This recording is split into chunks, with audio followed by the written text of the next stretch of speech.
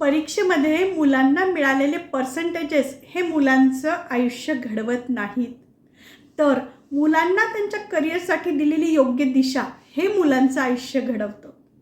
एखाद्या करिअरला स्कोप आहे म्हणून भावनेच्या भरामध्ये कुठल्याही करिअरची निवड करू नका, किंवा पर्सेंटेजेस चांगले मिळाले तरच सक्सेसफुल करिअर होतं असं काहीही नाही.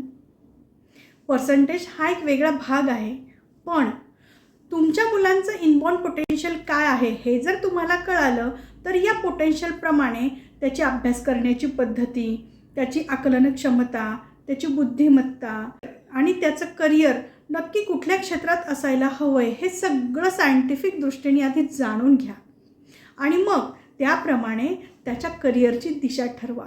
यश हे नक्की मिळेलच.